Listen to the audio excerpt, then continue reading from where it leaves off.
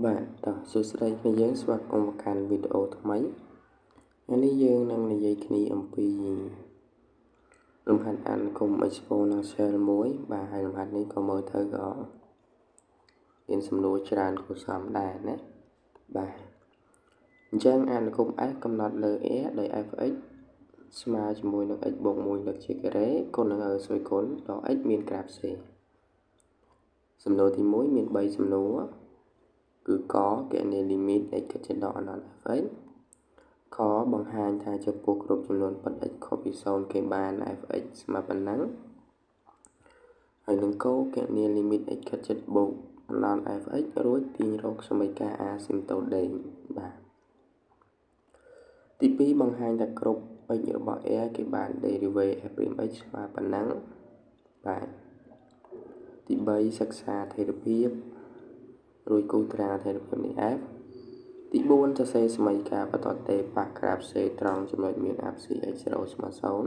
0ទី5គណនា s នៃដក2 s នៃ2 s នៃ3រួចសងក្រាប c ហើយតម្លៃលេខគឺគេឲ្យមកយើងណាបាទសំណួរចុងក្រោយគឺបង្ហាញថា x ស្មើជាមួយនឹងដក x ការ៉េដក 4x ដក 5 សេគុណដក x ជា primitive នៃអនុគម f រួចគណនាកាឡាផ្ទៃផ្នែកប្លង់ខណ្ឌលើក្រាប c apsis បន្ទាត់ឈរ x ស្មើ1និង x ស្មើ0បាទអញ្ចឹងកុំឲ្យខាតពេលយូរយើងទៅមើលដំណោះស្រាយទាំងអស់គ្នា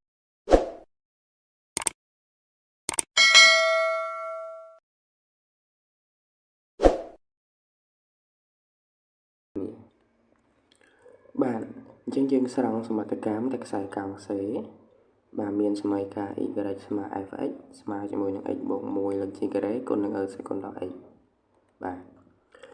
អញ្ចឹងទី1គេឲ្យគណនាលីមីត x ខិតជិតដល់អណ្ដាត f(x) អញ្ចឹងដូចជាអត់មានអីជាបញ្ហាទេណាយើងបាទនេះយើងអាចគណនាបានលីមីត x ខិតជិតដល់អណ្ដាត f(x) បាទគឺស្មើជាមួយនឹងលីមីត x ខិតជិតដល់អណ្ដាតយើងដាក់ f(x) ចូលមកបាទ x បូក1លើកជាការ៉េគុណនឹង r សេគុណដល់ x បាទអញ្ចឹងក្នុងការគណនាគឺដំបូងយើងត្រូវចំនួនចូលបាទចំនួនចូលវាទៅជាដកអណ្ដាតបូក1លើកជាការ៉េបាទហើយយើងដឹងហើយ r សេគុណបូកអណ្ដាតស្មើនេះយើងបាទអ្នករៀន r សេគុណបូកអណ្ដាតគឺស្មើបូកអណ្ដាតជារឿងរ៉ាវដែលយើងត្រូវចាំអញ្ចឹងណាបាទអញ្ចឹងកន្លែងនេះដក x ជំនួសដោយដកអណ្ដាតទៅវាទៅជា r សេគុណបូកអណ្ដាតអញ្ចឹងចេញបូកអណ្ដាតបាទម្ដុំនេះដកអណ្ដាតលើកជាការ៉េបូកអណ្ដាតបូកអណ្ដាតគុណនឹងបូកអណ្ដាតចេញបូកអណ្ដាតមិនចឹងហ៎បាទអញ្ចឹងយើងឆ្លើយដូចនេះមកដូចនេះបាទ limit x ខិតជិតដល់អណ្ដាត f(x) គឺវាស្មើជាមួយនឹងបូកអណ្ដាតបាទពេលប្រឡងយើងហុំពណ៌ឲ្យស្អាតមកនេះយើងណាបាទយើងហុំពណ៌ឲ្យស្អាតមក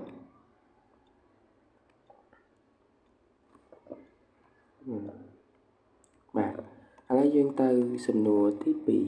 2បាទសំណួរទី1សំណួរទីខគេឲ្យយើងបង្ហាញថាចំពោះគ្រប់ចំនួនពិត x ខុសពី0គេបាន f(x) អាចសរសេរទៅជារាងអញ្ចឹងបានណាហើយអញ្ចឹងឥឡូវយើងមាន f(x)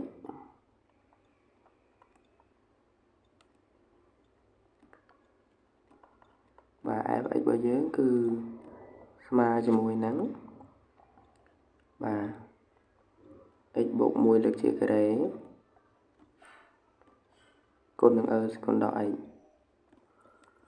បាទអញ្ចឹងនេះយើងប្រើ a បូក b លើកជាការ៉េមក a ការ៉េបូក 2ab បាទបូក b ការ៉េអូខេអញ្ចឹងយើងមើលគេចង់បាន x ការ៉េអញ្ចឹងបញ្ជាក់ថាយើងត្រូវទាញ x ការ៉េជាកតាបាទអញ្ចឹងទាញ x ការ៉េជាកតាបាទចានេះសល់អីសល់1បាទបូក2លើ x ហើយបូក1លើ x ការ៉េគុណនឹង e សេគុណដក x បាទយើងទៅសេត្រឡប់មកមុខវិញមកនេះយើងស្មើ x ការ៉េ e សេគុណដក x កតា1បូក2លើ x បាទបូក1លើ x ការ៉េចឹងដូចជារៀងគេចាំឲ្យបង្ហាញណាបាទអញ្ចឹងយើងសន្និដ្ឋានមកដូចនេះ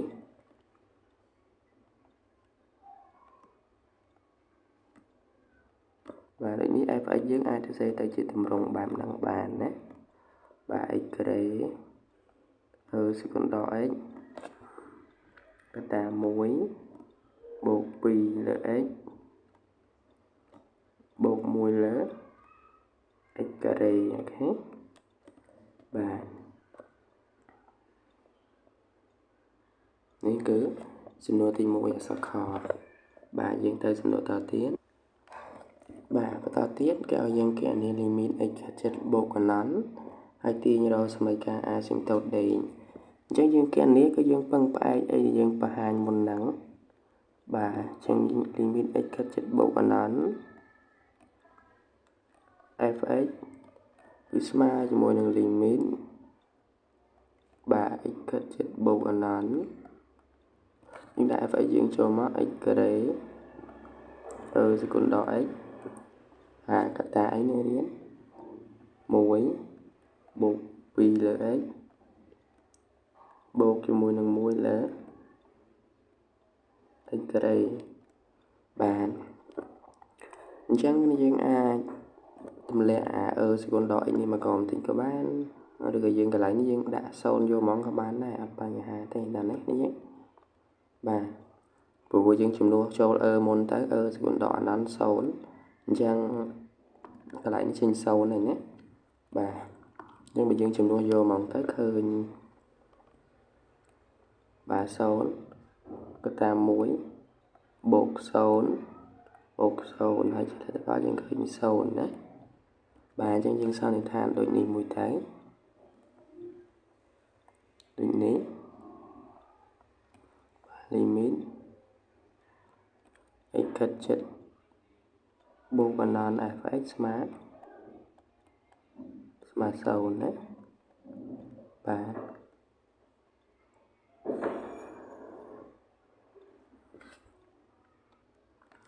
បាទឥឡូវយើងទាញរកសមីការ អាស៊ីមតូតដេញអញ្ចឹងដូចជាអត់មានអីទេ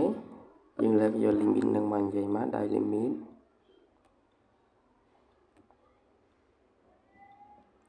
x 7បូកកណន់ f(x) ស្មើ0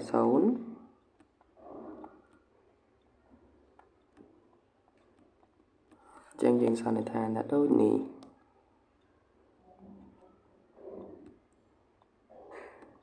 បន្ទាត់ y ស្មើ0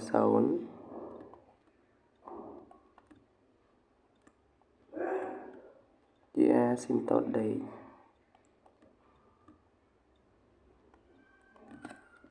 បាទ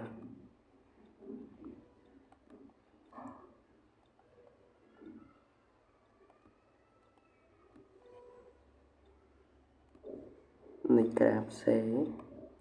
ខាងបូកកណន់ណាបាទសំណួរសាមញ្ញគ្នាណាសាមញ្ញបាទអញ្ចឹងយើងទៅសំណួរបន្តទៀត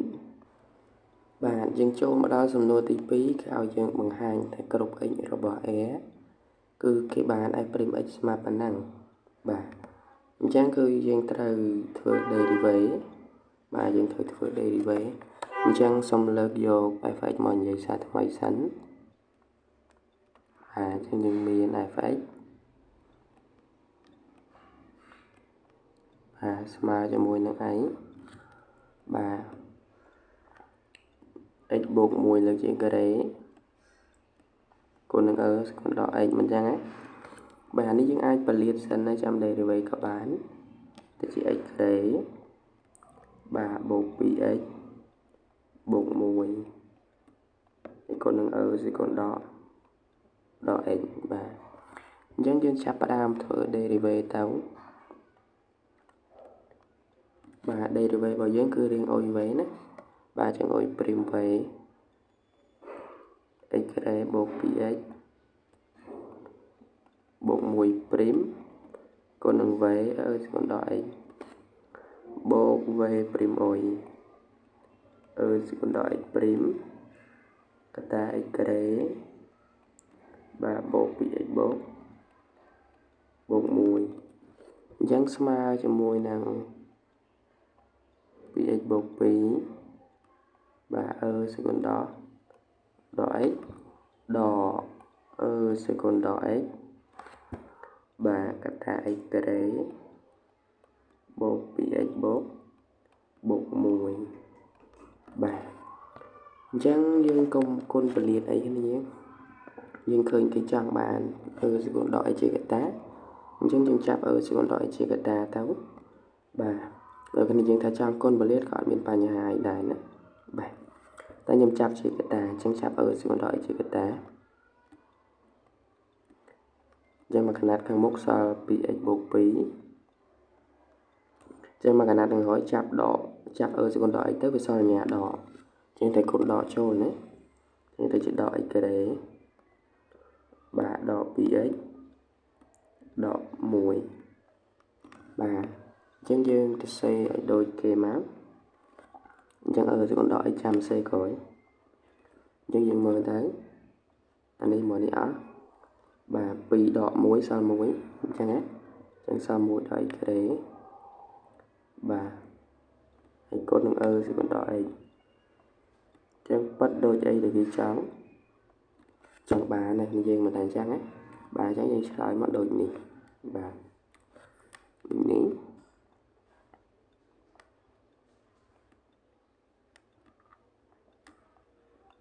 đây prim x bây giờ cứ mà cho mùi nâng mùi đợi cái đấy còn nâng sẽ còn đỏ ấy là nè bà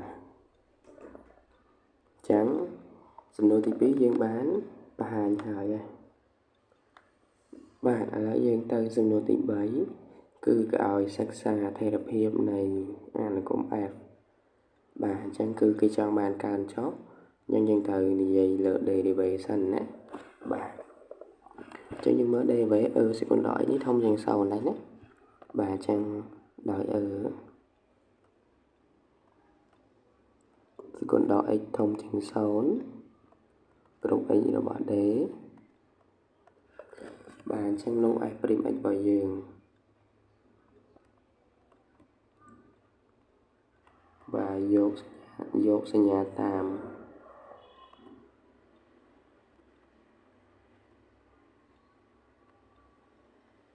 dốt sang nhà tàm mùi đó x kare ra bà lấy trên ao mùi đó x kare mà sầu tấu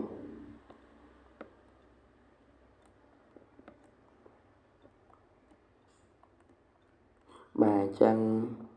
mình tha x kare mà mùi mình chẳng á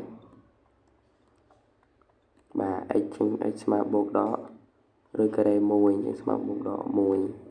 thành ấy bà chẳng dương cúc tarang sẽ nhà f prim sẵn bà tarang sẽ nhà f prim sẵn dương ta cu tùm po thay thì mà nói nó bà tarang sẽ nhà f prim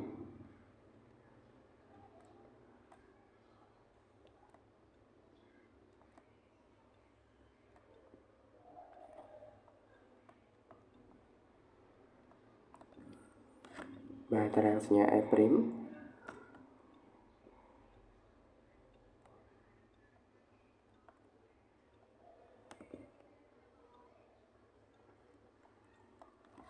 cho nên ấy ini f prim ấy hãy đàn dương smart e mà chẳng á đỏ anh bột anh bà hãy x mình smart đỏ muối hãy smart mùi nè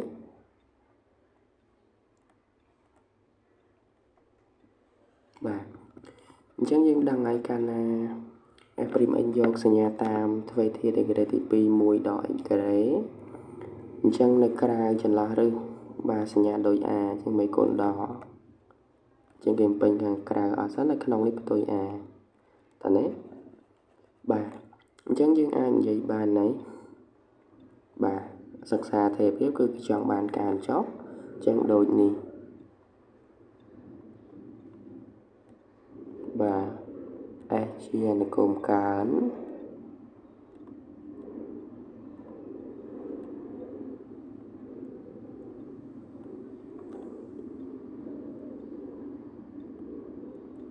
bà chia là bao chân là vì cán sinh nhà đỏ đó sinh nhà bột này dưới nó đề về bốt bàn ai càn chẳng vô phí đọ mùi để càn muối bà hãy ai chia là cùng chót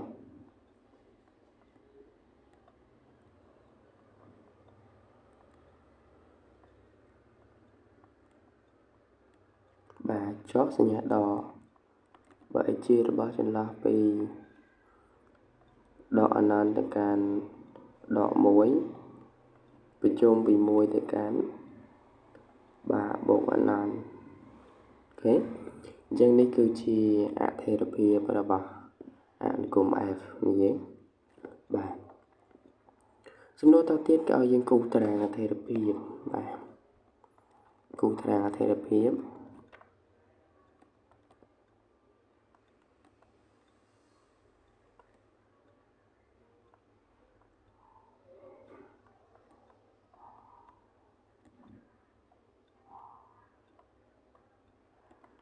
bà cụ tràng therapy này F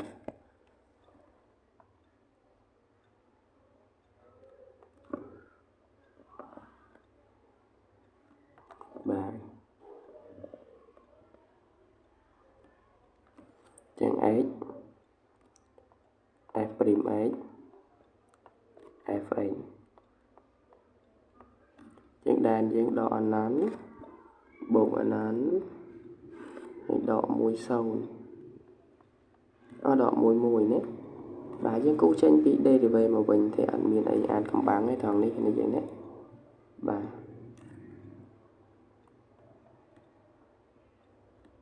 tràng sẽ nhà đây rồi với những đặt một bên ta đàn đấy này đó đó bộ bà chẳng bắt đầu ăn cùng cho bà đỏ ăn cùng chó hãy bột ăn cùng cán hãy đỏ với ăn cùng chó bà chẳng limit ấy các chất đỏ nón để chỉ dương bàn rồi khơi để mà bột ở nón mình chẳng á hãy limit ấy các chất bột ở nón để dương rồi khơi sâu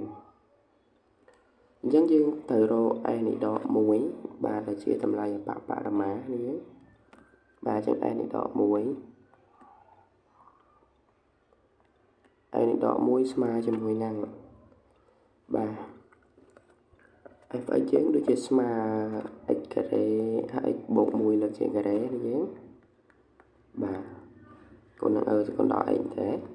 chẳng ai này đỏ muối và tôi đỏ muối bột muối là chuyện cái đấy con năng sẽ có mùi thán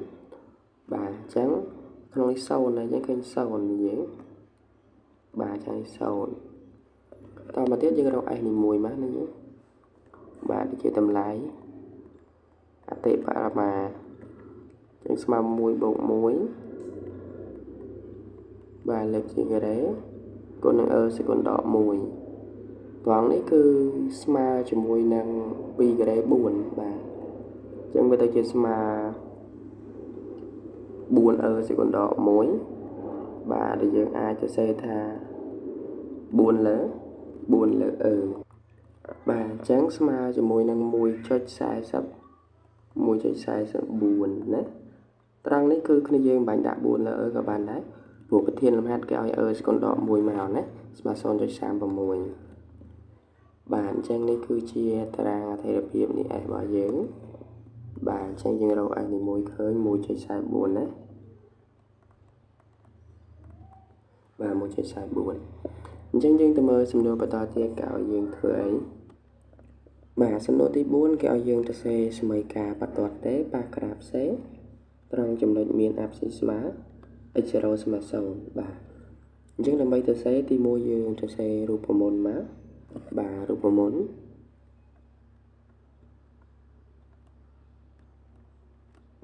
បាទតេបាទ y ស្មើជាមួយនឹង f'(x0) បាទកតា x ដក x0 បូក y0 ឬក៏ s នៃ x0 ដូចគ្នាទេណាបាទអញ្ចឹងដោយ x0 ស្មើ0អញ្ចឹងយើងអាចទាញរក y0 បានបាទ y0 គឺយើងយកx0 ទៅចូលក្នុង fx អញ្ចឹង fx ស្មើ x បូក1លើ j ការ៉េសេគុណដល់ x អញ្ចឹងជួឲ្យទៅ0ដែរវាទៅជា0បូក1លើ j ការ៉េសេគុណ0បាទសេគុណ0ស្មើ1ណានេះក៏1ដែរបាទហើយ s' នៃ x0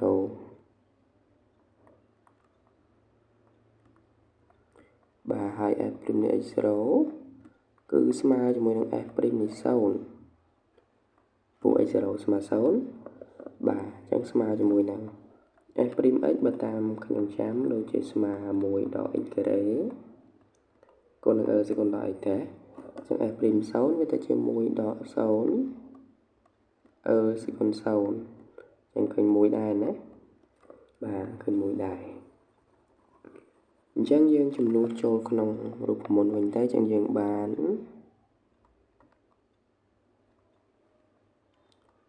បាទយើងបានបន្ទាត់ទេរបស់យើងនេះគឺមានសមីការ y ស្មើ f' នៃ x0 គឺ1បាទកតា x ដក x0 គឺ0បូក y0 បាទបូក y0 គឺបូក1អញ្ចឹង y របស់យើងគឺស្មើជាមួយនឹង x បូក1ដូចនេះបាទ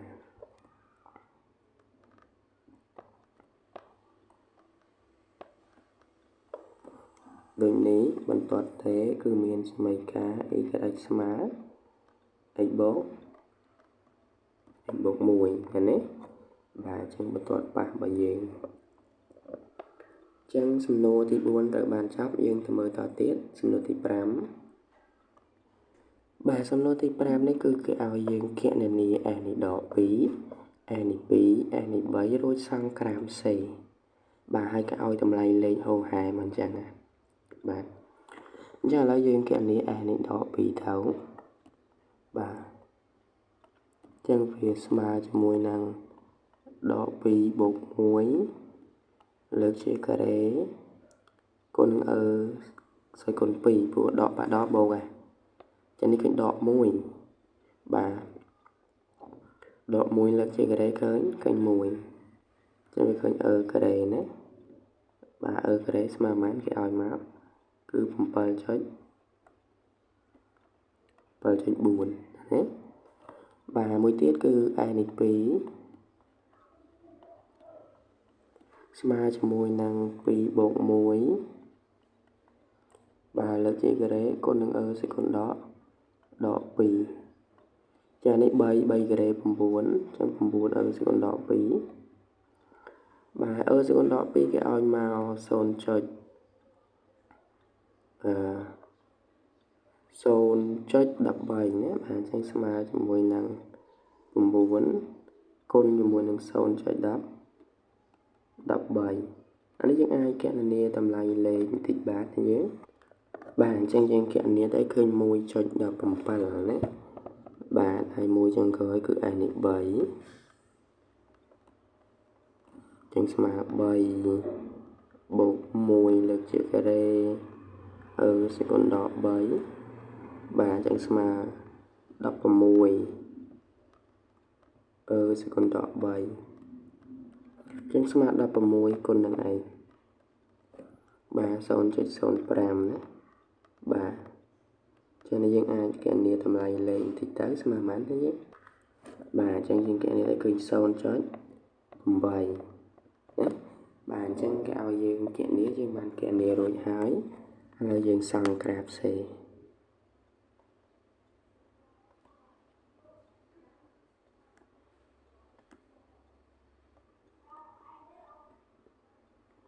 បាទ សង់ក្រាបសេអញ្ចឹងដើម្បីសង់ក្រាបសេទីមួយយើងត្រូវឲ្យតម្លៃទៅលើបន្ទាត់ប៉ះយើងដូចជារកឃើញ y ស្មើ x បូក 1 អញ្ចឹងណាបាទយើងមើលពីសំណួរមុនតិចទៅនេះត្រូវហើយបាទអញ្ចឹងបន្ទាត់ប៉ះគឺ y ស្មើ x បូក 1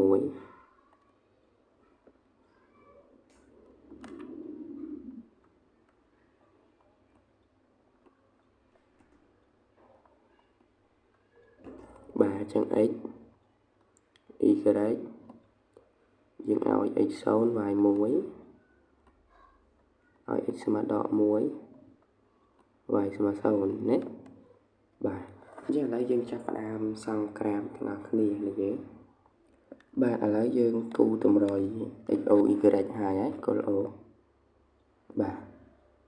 អញ្ចឹងយើងសង់បន្ទាត់ប៉ះទាំងអស់គ្នា x 0 y 1នេះយើង x 0 y 1នៅត្រង់នេះមួយទៀត x ស្មើដក 1 y ស្មើ 0 នេះណាបាទអញ្ចឹងបន្ទាត់យើងគឺកាត់តាមពីចំណុចហ្នឹងណាបាទអញ្ចឹងនេះគឺជាបន្ទាត់តេរបស់យើងបាទឥឡូវបន្តទៀតគឺយើងចាប់ផ្ដើមឲ្យតម្លៃទៅលើក្រាបនេះ x ស្មើដក 2 y ស្មើ 7.4 បាទស្មើដក 2 y ស្មើ 7.4 នេះយើង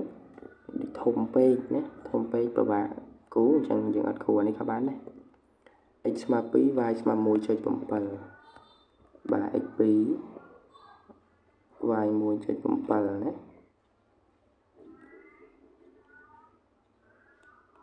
បាទអញ្ចឹង x ស្មើ 2 y ស្មើ 1.7 យើងចាប់ផ្ដើមបន្លាយរកគ្នាមកបាទយើងជួបគ្នាតាមនេះណាបាទហើយមួយទៀតគឺ x 3 y 0.8 នេះយើងបាទ x ស្មើ 3 y 0.8 ចឹង 0.8 ចិត្ត 1ណាបាទចឹង x 3 y 0.8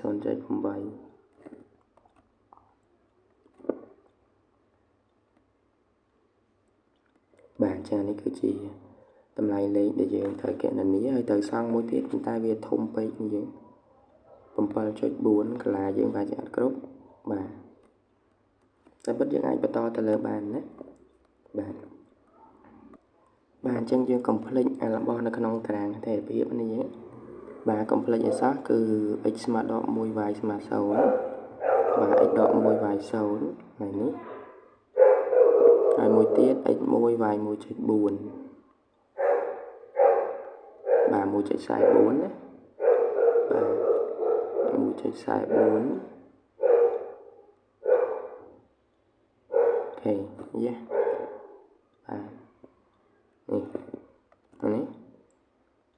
កន្លែងនេះ 1.44 ណាយើងបាទឥឡូវនេះក៏កន្លែងកាត់ដែរឥឡូវនេះមិញ x ដក 1y 0បាទហើយមួយទៀតយើងអត់សងអានេះមើលទៅអត់កើតណាយើង x ស្មើដក 2y ស្មើ 7.4 នេះបាទ x ស្មើដក 2y 7.4 នេះយើង 2 3 4 5 6 7 7.4 កន្លែងនេះចាបាទ x ស្មើដក 2y ស្មើ 7.4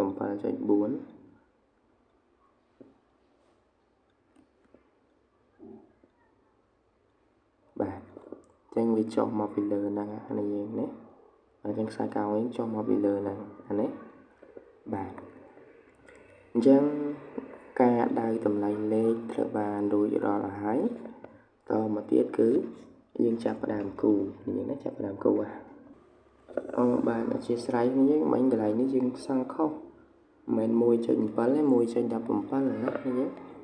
បាទ 1.17 តែនេះវាគៀកមួយពេកបាទគៀកមួយពេកអញ្ចឹងមិនជាងសង្ខុសណាមិន 1.7 ទេជាង 1.17 គឺនៅទៅសៀមួយអញ្ចឹងណាបាទនេះក្បាលមួយអញ្ចឹងបាទ ចឹងតម្លៃលេខវារៀងគៀកគ្នាបន្តិចបាទ x2 y 1.7ណាបាទអញ្ចឹងយើងចាប់ផ្ដើមសង់ក្រាហ្វបានណានេះយើងបាទអញ្ចឹងរូបរបស់យើងគឺបានរួចរាល់ហើយយើងអធិស្ឋានមិនសូវស្អាតទេព្រោះក្នុងនេះវារៀងពិបាកគូបន្តិចបាទ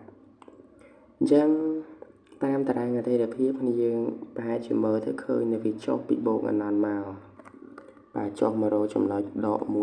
10ដែលជាតម្លៃអបបរមានេះដក10ណាបាទ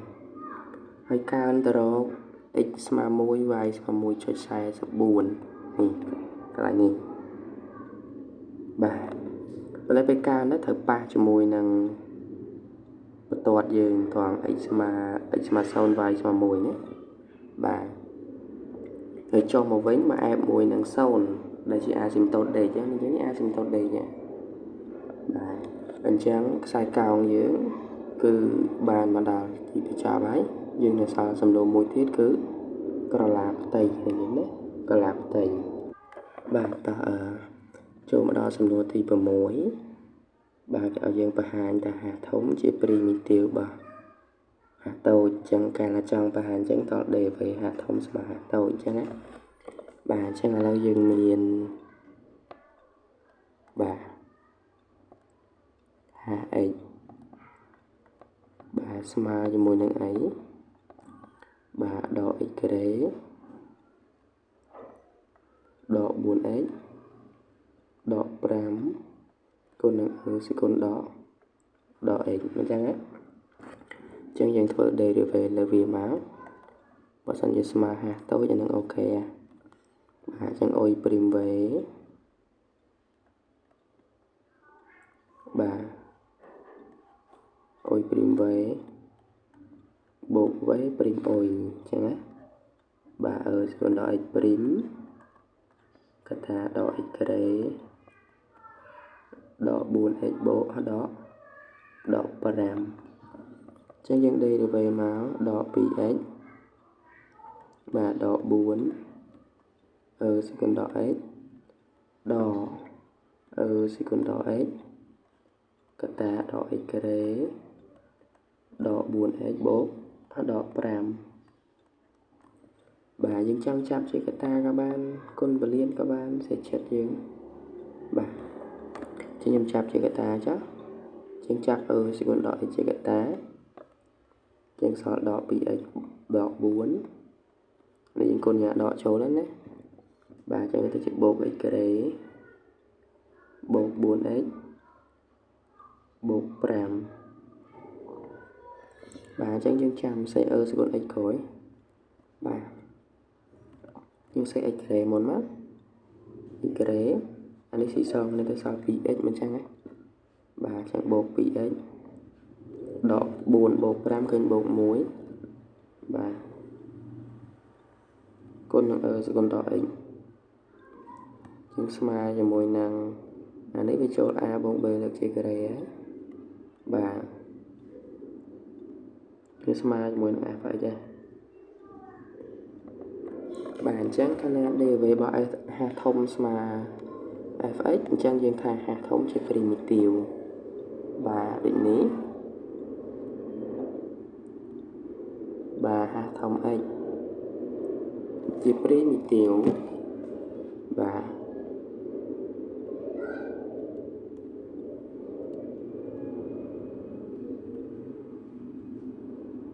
នេះ fx នេះបាទអញ្ចឹងហាធំជា primitive របស់ fx ដែរបាទនៅសល់បន្តិចទៀតគឺយើងគណនាកលាផ្ទៃបាទឥឡូវសំណួរមួយចុងក្រោយគេឲ្យយើងគណនាកលាផ្ទៃផ្នែកប្លង់ខណ្ឌនៃក្រាហ្វ C AFC បន្ទាត់ឈរ x ស្មើដល់1និង x ស្មើ0បាទអញ្ចឹងតោះតែយើងទៅមើលក្រាហ្វសិនណាបាទអញ្ចឹងយើងមើលក្រាហ្វសិនគេឲ្យយើងគណនាកលាផ្ទៃខណ្ឌនៃក្រាហ្វ C AFC បន្ទាត់ឈរ x ស្មើដល់1 x ស្មើ0ហើយនេះអញ្ចឹងកលាផ្ទៃហ្នឹងគឺខណ្ឌដោយ C គឺម្ដុំនេះបាទខណ្ឌដោយ C គឺមួយចំហៀងអង្គមនេះជាមួយនឹង AFC បន្ទាត់ឈរ x ស្មើដល់1 x ស្មើ0អញ្ចឹងកលាផ្ទៃគឺកលាផ្ទៃនេះហ่ะ បាទខាងដោយក្រាប C AFC ហើយបន្តចូល x ស្មើដក1និង x ស្មើ0យកត្រឹម0ហ្នឹងអញ្ចឹងតើយើងមើលសិនចន្លោះពីដក1ទៅ0ក្រាប C នៅលើ AFC ត្រូវហើយបាទអញ្ចឹងតើយើងមើលឲ្យដឹងសិនបានយើងកណនាត្រូវបាទអញ្ចឹងយើងប្រាប់គេថាម៉េចគ្នាបាទគ្រប់ x ជារបស់ចន្លោះពីដក1ទៅ0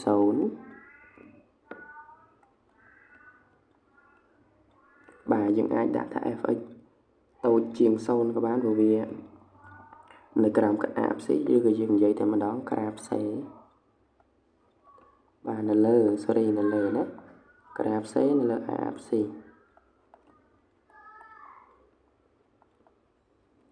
បាទនៅលើ AX' x អញ្ចឹងនោះកាលាផ្ទៃដែលយើងត្រូវគណនាគឺ S ស្មើជាមួយនឹងអង្តិក្រាលកំណត់ពីដក1ទៅ0បាទ fx dx បើវានៅក្រោមដាក់ញ៉ាដកមកបណ្ដាយើងដឹងហើយអង្តិក្រាលរបស់ fx គឺត្រូវចេញ primitive របស់វាអញ្ចឹងយើងដឹងហើយមិញ hx ជា primitive អញ្ចឹងគឺវាស្មើជាមួយនឹង hx បាទកំណត់ពីដក1ទៅ0បាទអញ្ចឹងគឺវាស្មើជាមួយនឹង hash នេះ0ដកជាមួយនឹង hash នេះ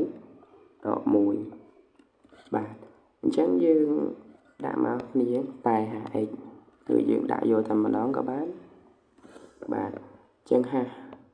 យើងស្មើប៉ុណ្នេះនេះយើងណាបាទអញ្ចឹងឥឡូវយើងសូមនិយាយថាតែ hx តិចមកបាទតែ hx ស្មើជាមួយនឹងបាទដក x ការ៉េដក 4x ដក 5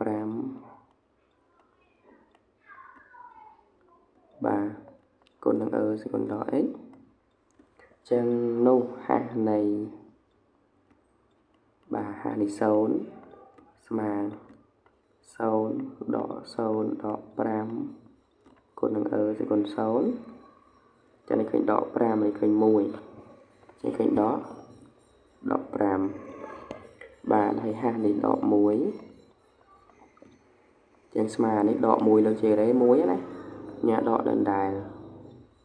បាទបូក4ដក5គុណនឹងស្វ័យគុណ1មិនចឹងហ៎ចឹងនេះឃើញដក 2 បាទឃើញដក 2 អញ្ចឹងយើងបានកាលាផ្ទៃយើងគឺ S បាទស្មើជាមួយនឹងអីបាទហាស់នៃ0គឺដក5បាទហាស់នៃ0គឺដក5ដកជាមួយនឹងហាស់នៃដក1ដក 2 បាទអញ្ចឹងវាទៅជាដក5បូកជាមួយនឹង 2 ហើយយើងដឹងហើយស្មើ 2.7 អញ្ចឹង 2 5.4 អញ្ចឹងដក5បូក 5.4 អញ្ចឹងយើងគណនាស៊ីសងទៅអញ្ចឹងគឺ S ស្មើជាមួយនឹង 0.4 ឯកតាផ្ទៃបាទអញ្ចឹងខ្សែកោងយើងថ្ងៃនេះបានឈានមកដល់ទីបញ្ចប់ហើយអរគុណសម្រាប់អ្នកយើងដែលបានតាមដានវីដេអូនេះដល់ចប់ហើយយើងកុំភ្លេចចុច Subscribe Channel YouTube របស់ខ្ញុំម្នាក់មួយផងដើម្បីទទួលបានវីដេអូថ្មីៗបន្ថែមទៀតនៅពេលក្រោយបាទជួបគ្នានៅវីដេអូក្រោយទៀត